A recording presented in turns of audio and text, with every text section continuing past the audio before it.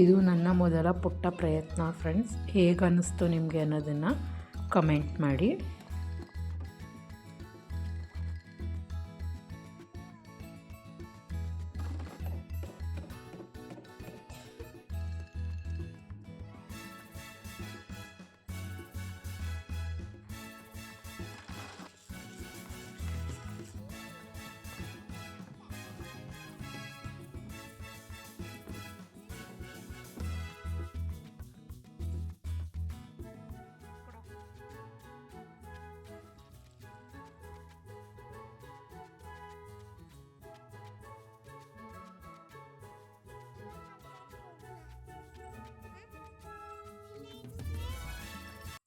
Hi friends, ಇದು ಭಾನುವಾರದ mini blog ಆಗಿದೆ.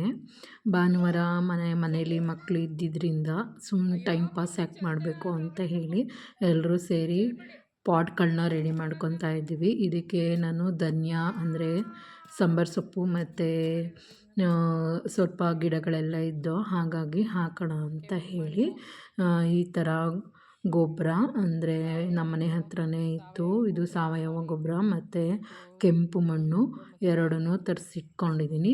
ಬನ್ನಿ ಹೇಗೆ ಪಾಟ್ ಮಾಡ್ತೀನಿ ಅಂದರೆ ಮನೆಯಲ್ಲಿ ವೇಸ್ಟನ್ನ ಎಸಿದನೇ ಇರೋ ರೀತಿ ಅದನ್ನು ಹೇಗೆ ಯುಟಿಲೈಸ್ ಮಾಡ್ಕೊಳ್ಳೋದು ಅಂತ ಈ ವಿಡಿಯೋದಲ್ಲಿ ನಾನು ನಿಮಗೆ ಶೇರ್ ಮಾಡ್ತೀನಿ ಫ್ರೆಂಡ್ಸ್. ಅದಕ್ಕೂ ಮುಂಚೆ ಇನ್ನು ಯಾರೆಲ್ಲ ನಮ್ಮ ಚಾನಲ್ಗೆ ಸಬ್ಸ್ಕ್ರೈಬ್ ಆಗಿಲ್ಲ ಅವರೆಲ್ಲ ಪ್ಲೀಸ್ ಸಬ್ಸ್ಕ್ರೈಬ್ ಮಾಡ್ಕೊಂಡು ನಮ್ಗೆ ಸಪೋರ್ಟ್ ಮಾಡಿ. ಹಾಗೆಯೇ ಈ ವಿಡಿಯೋ ಇಷ್ಟ ಆಗಿದ್ದಲ್ಲಿ ಫ್ರೆಂಡ್ಸ್ ಆ್ಯಂಡ್ ಫ್ಯಾಮಿಲಿಗೆ ಶೇರ್ ಮಾಡಿ.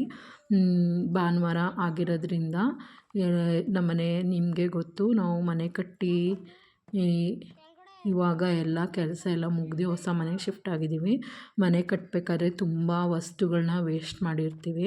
ಈ ಥರ ನೋಡಿ ಬಾಂಡ್ಲಿ ಮತ್ತು ನೀರು ಕ್ಯಾನು ಇದೆಲ್ಲ ವೇಸ್ಟಾಗಿ ಬಿದ್ದಿರ್ತವೆ. ಇದನ್ನು ನಾವು ಕಸಕ್ಕೆ ಹಾಕೋ ಬದಲು ಇಲ್ಲ ಪ್ಲಾಸ್ಟಿಕ್ ಅವ್ರಿಗೆ ಹಳೆ ಚೀಲ ಹಳೆ ಪೇಪರ್ ಎಲ್ಲನೂ ಹಾಕೋ ಬದಲು ಮತ್ತು ಈ ಥರ ಕ್ಯಾನ್ಗಳು ಇದೆಲ್ಲ ಹಾಕೋ ಬದಲು ಈ ಥರ ಕ್ಯಾನಲ್ಲಿ ಮತ್ತು ಈ ಥರ ಬಾಂಡ್ಲಿಗಳಲ್ಲಿ ಹಾಗೆ ಬಣ್ಣದ ಡಬ್ಬ ಅಂತೂ ಇದ್ದೇ ಇರ್ತವೆ, ಪೇಂಟ್ ಬಾಕ್ಸ್ಗಳೆಲ್ಲ.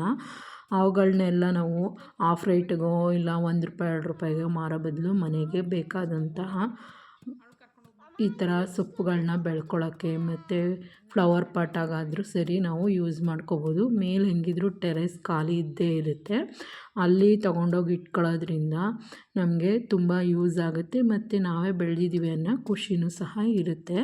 ಈ ಥರದ್ದು ನಮ್ಮನೆ ಸುಮಾರು ಬಕೆಟ್ಗಳು ಅಂತ ಏನು ಹೇಳ್ತೀವಿ, ಬಣ್ಣದ ಬಕೆಟ್ಗಳು ಮತ್ತು ತುಂಬ ಈ ಥರ ಬಾಂಡ್ಲಿಗಳು ತುಂಬ ವೇಸ್ಟೇಜ್ ಎಲ್ಲ ಇತ್ತು.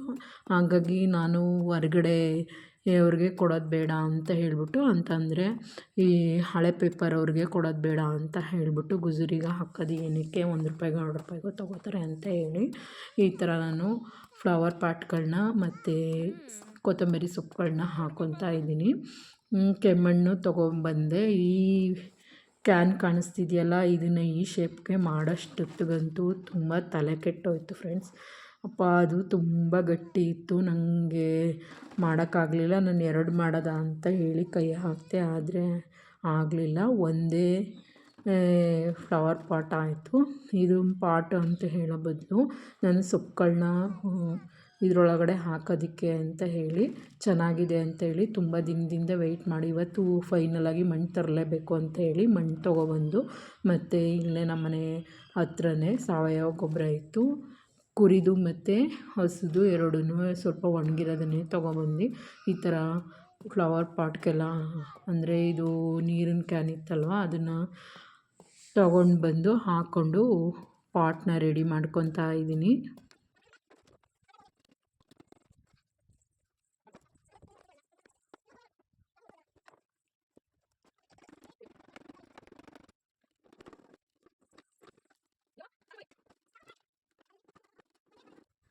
ಫಸ್ಟು ಮಣ್ಣೆಲ್ಲ ಹಾಕ್ಬಿಟ್ಟು ಆಮೇಲೆ ಒಂದು ಲೇಯರ್ ನಾನಿದೆ ಫಸ್ಟ್ ಟೈಮು ಈ ಥರ ರೆಡಿ ಮಾಡ್ತಾ ಇರೋದು. ಏನಾದರೂ ತಪ್ಪಿದರೆ ಕ್ಷಮೆ ಇರಲಿ. ಮತ್ತು ಹೇಗೆ ಮಾಡೋದು ಅಂತ ಹೇಳಿ ಕಮೆಂಟ್ ಬಾಕ್ಸಲ್ಲಿ ಕಮೆಂಟ್ ಮಾಡಿ ಫ್ರೆಂಡ್ಸ್. ನಾನು ಮಾಡಿರೋದು ಸರಿನಾ ತಪ್ಪಾ ಅಂತ ಹೇಳಿ ಈ ಥರ ನೀರೆಲ್ಲ ಹಾಕಿ ಮತ್ತು ಒಂದು ಲೇಯರ್ ಗೊಬ್ಬರ ಮತ್ತು ಒಂದು ಲೇಯರ್ ಮಣ್ಣು ಹಾಕಿ ಈಗ ಕೊತ್ತಂಬರಿ ಬೀಜನ ಹಾಕ್ತಾಯಿದ್ದೀನಿ.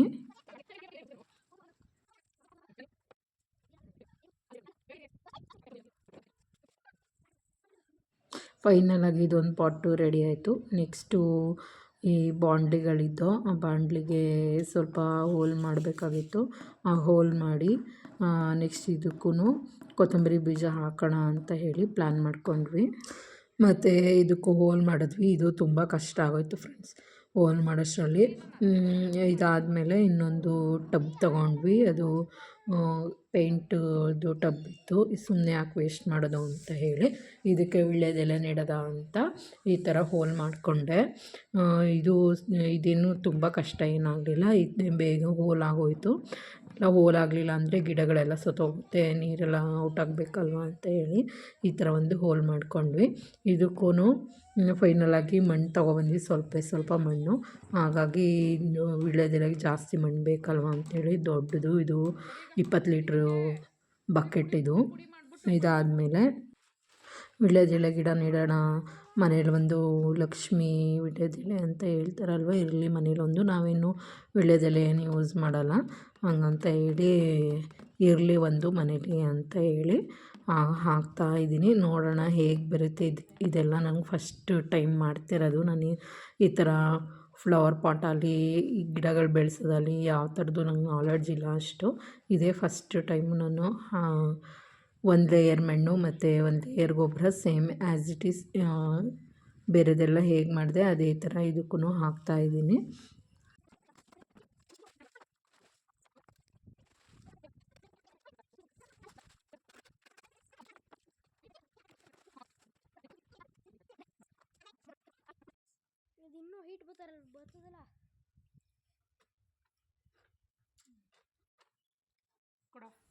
ಫೈನಲಾಗಿ ವೀಳ್ಯದೆಲೆ ಗಿಡ ನೆಟ್ಟಾಯಿತು. ಇದಕ್ಕೆ ಸ್ವಲ್ಪ ನೀರು ಹಾಕ್ಬಿಟ್ಟು ಪಕ್ಕಕ್ಕೆ ಎತ್ತಿಟ್ಕೊಳ್ಳೋಣ ಅಂತ ಹೇಳಿ ಪಕ್ಕಕ್ಕೆ ಎತ್ತಿಟ್ಕೊಂಡ್ವಿ. ನೆಕ್ಸ್ಟು ನೋಡಿ ಈ ಥರ ಕಾಣಿಸ್ತಿದೆ ವೀಳ್ಯದೆಲೆ ಗಿಡ. ನೋಡೋಣ ಇದು ಎಷ್ಟು ದಿನಕ್ಕೆ ಬರುತ್ತೆ ಏನು ಎಂತು ಅಂತ. ಇನ್ನೊಂದು ಬಾಣಲಿ ಇತ್ತಲ್ವ, ಅದಕ್ಕೆ ನನ್ನ ಮಗ ಮೊದಲೇ ತುಂಬಿಟ್ಟು ಈ ಥರ ಅವನೇ ಕೊತ್ತಂಬರಿ ಬೀಜ ಹಾಕ್ತಿದ್ದಾನೆ. ಮಕ್ಳ ಕೈಲೂ ಮಾಡಿಸೋದ್ರಿಂದ ಅವಕ್ಕೂ ಸ್ವಲ್ಪ ನಾಲೆಡ್ಜ್ ಬೆಳೆಯುತ್ತೆ ಅಲ್ವಾ. ಹಾಗಾಗಿ ಇವಾಗ ನೆಕ್ಸ್ಟು ನಾನು ಈ ಕಡೆ ಒಂದು ಸ್ನೇಕ್ ಪ್ಲ್ಯಾಂಟ್ ತಂದಿದ್ದೆ ಫ್ರೆಂಡ್ಸ್. ಸ್ನೇಕ್ ಪ್ಲ್ಯಾಂಟ್ಗೆ ರೆಡಿ ಮಾಡ್ಕೊತಾ ಇದ್ದೀನಿ ಮಣ್ಣು ಹಾಕಿ.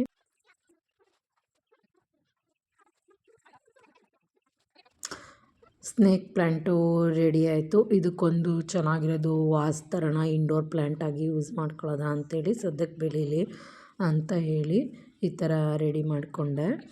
ನೆಕ್ಸ್ಟ್ ಇಲ್ಲಿ ನೋಡಿ ನನ್ನ ಮಗ ಕೊತ್ತಂಬರಿ ಬೀಜ ಊದೋನೆ. ಇದನ್ನು ಎಲ್ಲ ಸೇರಿ ಎಲ್ಲ ಒಂದು 4 ಪಾಟ್ಗಳನ್ನ ರೆಡಿ ಮಾಡಿಕೊಂಡು ಇದು ಫೈನಲಾಗಿ ನೋಡಿ ಇಲ್ಲಿ ಈ ಥರ ಕಾಣಿಸ್ತಿದೆ.